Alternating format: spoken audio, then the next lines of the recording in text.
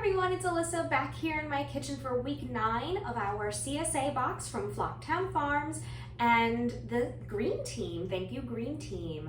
It is Wednesday again, so I've already unpacked all of my things and put them away in the fridge. What did I get this week? I got those lovely cherry tomatoes that are sitting behind me.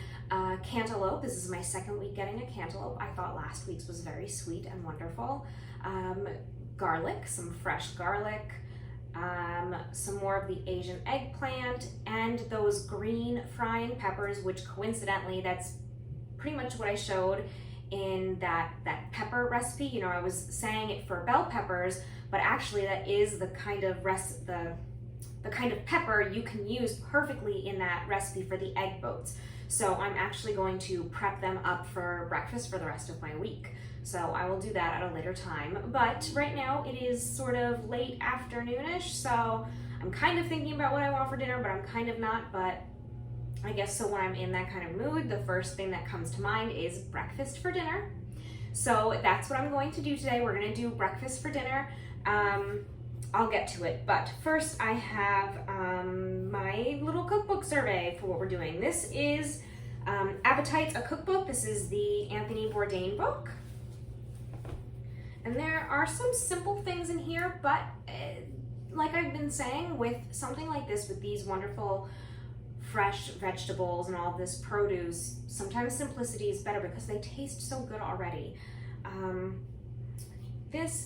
He has a recipe for, because I think some people got carrots, and I don't know if anybody is still getting radishes and lettuce, but it is a lettuce with radishes, carrots, apples, and Yogurt-Chive dressing. So it's just kind of like a big salad. And he says, this particular combination of shapes and colors looks pretty and tastes good together. There is room for variation. You can use other greens, you use other herbs, other types of,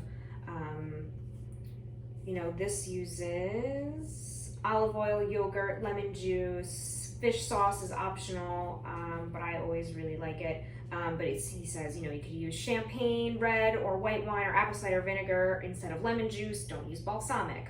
And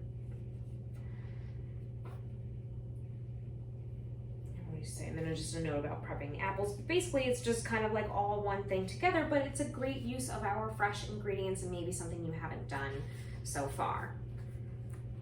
Let's see what else. He is doing a ratatouille, which is perfect for all of this eggplant and garlic.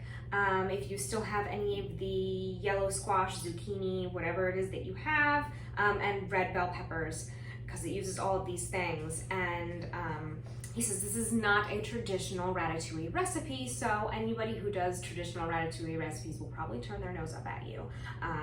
But he did say, in a break with the right way to do things, I cook all of the vegetables separately, highlighting their differences while ideally honoring the original flavor profiles. This version is fresher and crisper and undeniably prettier, because he does say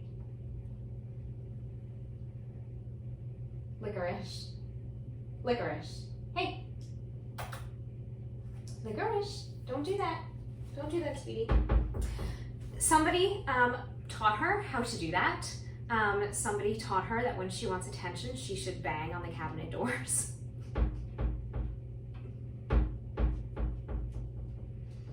Again, it's in that late afternoon time when we're all feeling kind of snacky, right? So I guess she just got everybody's attention, not just mine, but everybody else's. So he does say a regular ratatouille, they're all cooked together to encourage everything to marry, but he calls it sludgy. So this is just a different method of those flavors and the vegetables in a ratatouille. So if you want to try that out, this seems pretty great. And another really simple but highlighting the wonderful fresh ingredients, especially the tomatoes. We're all obsessed with our Jersey tomatoes. This is Garbanzos with cherry tomatoes, and it just relies on your ingredients. So you're going to use the garbanzo beans, chickpeas, a high quality extra virgin olive oil, garlic cloves, so you can use those fresh garlic cloves, some lemon, salt, cherry tomatoes, and parsley. And it's kind of just one of those things that you put together, you let it marinate, and you roast the tomatoes. On a sheet pan, you'll roast the tomatoes with some oil, cook them until they are warm and softening but not bursting, and then you'll toss them into your bean mixture with parsley and all that. So some simple things here, but undeniably delicious and a wonderful way to highlight your ingredients. Next, I have my Kindle, my America's Test Kitchen cookbook. I think I saved just one for this week because I went over a lot of eggplant recipes last week, but there was one that I didn't look at last week that I wanted to do. So, no, not that one.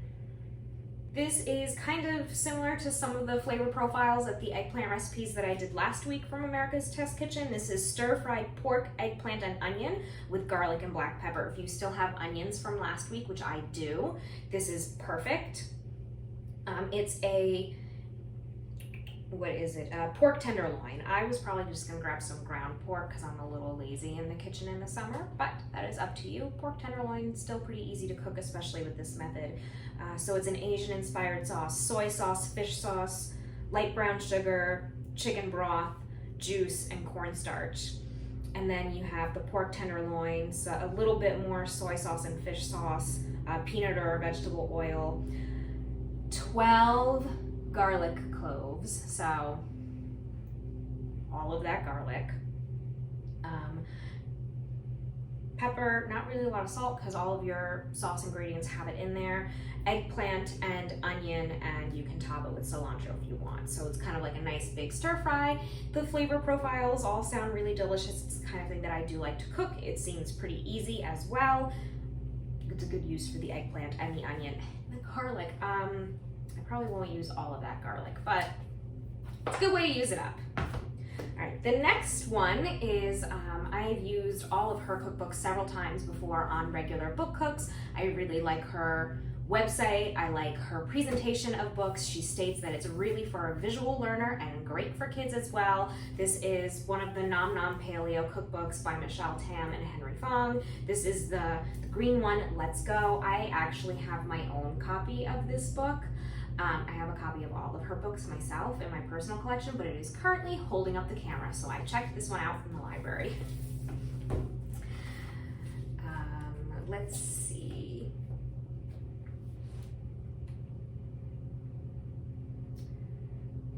This one's really great if you still have zucchini, and if you still have some herbs, your mint and your basil. And it's just a zucchini carpaccio salad. It's literally just shaving that wonderful fresh zucchini. So if you've got zucchini, yellow squash, all of that, this is a really nice salad for that. It's just fresh flavors: zucchini, lemon juice, olive oil, mint, basil, roasted and salted pistachios, pepper, yeast, nutritional yeast. If you do eat dairy, you could probably sprinkle a little Parmesan on there, but I just wanted to highlight that in case you're still getting some of these lovely summer squashes. This one is, it's literally just called a nice green salad.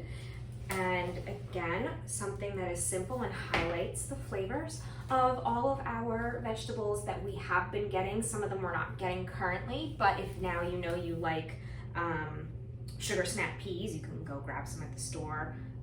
I actually don't know what was in the store this weekend because I didn't check the store, so I don't know what other add-ons were optional for people. But I did see that some people are getting choga beets, and that is literally what's in this recipe. So you've got the greens, lettuce, whatever it is that you can grab from the box or grab from the grocery store, your beets, your carrots, cucumbers, an avocado, some broccoli sprouts, some toasted nuts, almond slivers, sunflower seeds, pepitas, whatever. And then a special dressing, which is sherry vinegar, Dijon style mustard, honey, a little bit of salt, pepper, and a good extra virgin olive oil. So again, just a nice, fresh, big salad. It is one of my favorite things to make, is a big bowl of salad. I've said it several times, and I would either serve protein on the side or toss some plain grilled chicken in there. Okay, so what I am making for myself is simple. Like I said, breakfast for dinner. It's kind of the mood that I'm in because it's a weird time of day for me to be eating, but it's a really good recipe. It is a pesto garden scramble. So you use basil pesto. So if you have basil still in your fridge, or if you were able to get more, again, I don't remember what was in or know what was in the store this weekend, or you can do a store-bought. But she does have a recipe for pesto using basil in here. Eggs, salt, avocado oil, kale or spinach, the cherry tomatoes, the garlic cloves, and then you can do, I don't have walnuts, I didn't get walnuts because I don't really use them, but it's topped with some walnuts and some pepper. So, and it even says right here, scrambles are a classic breakfast dish, but they're kind of perfect for dinner too. My take on one of our Saturday morning favorites, this super easy one-pan breakfast is fast, vibrant, and hearty enough to power us through even the busiest weekends. So that's why the nuts add a little bit of extra fat and protein and kind of helps to make it really well-rounded. But if you haven't seen Michelle Tan's cookbooks before, you know, you can see they're all kind of comic style. So it's a husband and wife duo, and they do everything sort of comic style. It's very, very visual, which is why they're very, very heady tones, perfect for holding up my camera. But if you're like me and a cookbook is kind of useless without pictures, or you really want to learn and become a better cook or get better at prepping your food, this is perfect for you. So this is what I'm going to make today. So I'm going to clean up my island here, and I'm going to start to prep my food, and we'll come together again and I'll show you just how easy this is, but we are highlighting wonderful fresh ingredients. So I'll be right back. Okay, so I've cracked 2 eggs in here. So the recipe in the book is, it's 2 servings, but as you know me, I change things up a little bit. So I'm doing sort of half there, and I'm adding egg whites because I like to make sure I get enough protein. So I did 2 eggs, and then I'm gonna toss in some egg whites.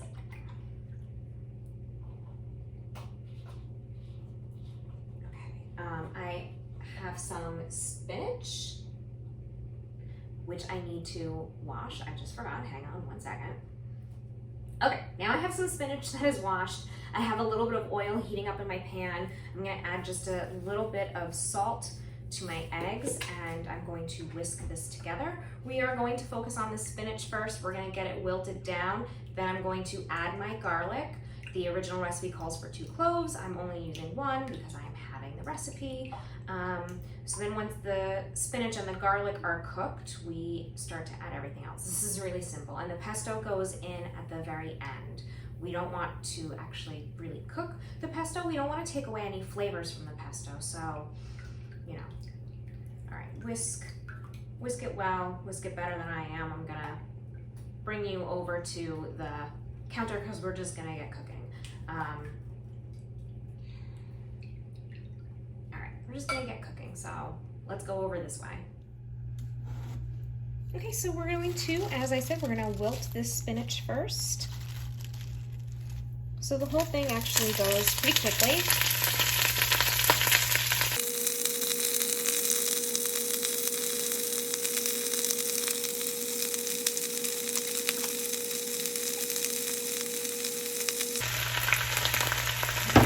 I'm gonna let this cook down, and in the time that it takes for this to wilt and cook down, I'm going to also chop my garlic and cut my cherry tomatoes right in half. So I'm just gonna do a little mince on my garlic.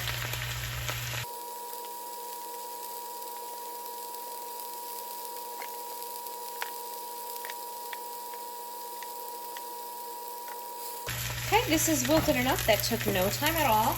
I have my tomatoes.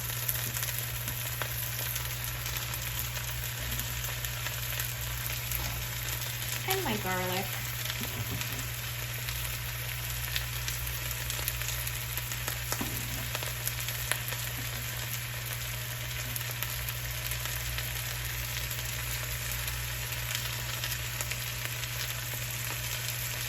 And we're going to cook everything. We want it to get nice and soft.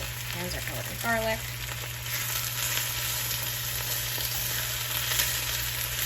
And also cook that garlic so it's flavorful but not so sharp. There is also garlic in the pesto, so we don't necessarily need the garlic to take over, so we don't really want it to be raw here.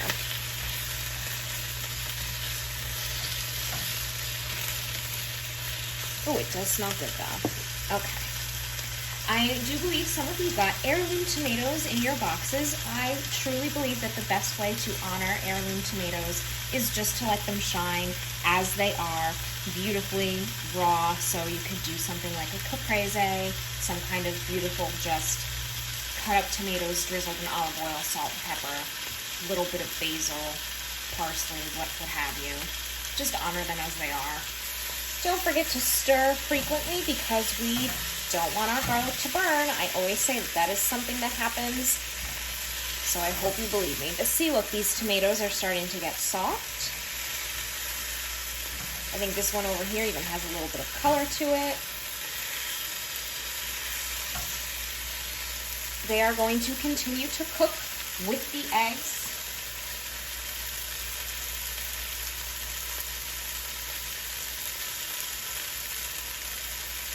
We don't need to cook it very long, so add the eggs next. And we're just going to keep this moving.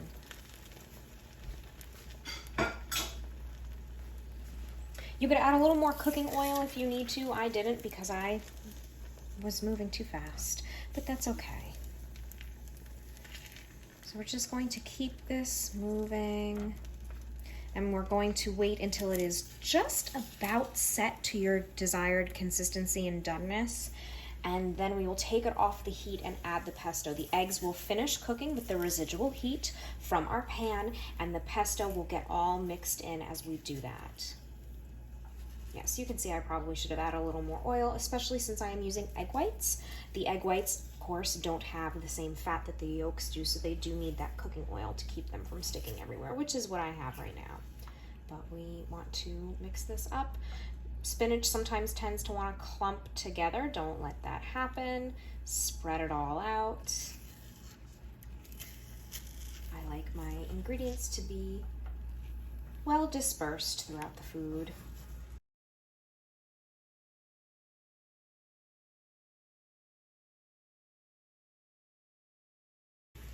Okay, so we're just about done here. Most of what is left is a little bit of liquid from the tomatoes and spinach, and the egg white is a little more liquidy. So, oh yeah, we are just about done. I'm gonna turn off the heat and grab my pesto. Okay, ready? I'm just gonna toss this right in and make sure it gets all mixed up.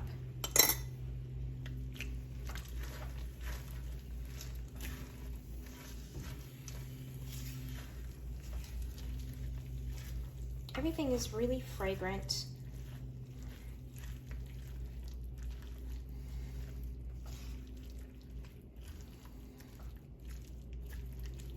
Okay, see, even without the flame being on, this is already cooked and ready to go. And it's not overdone, we're not rubbery, the eggs are still nice. Okay, so I'm gonna plate this up. Easy, done. Okay, the very last thing that we do with this is top it with some fresh cracked black pepper. So I like it in the little grating mill. It is much more fragrant and delicious, which goes with, again, how fragrant the garlic and the basil pesto, all of that is. The tomatoes are really flavorful. Fresh tomatoes taste very good with fresh black pepper. Really delicious, really quick, healthy, and the perfect accompaniment for our fresh ingredients. All right.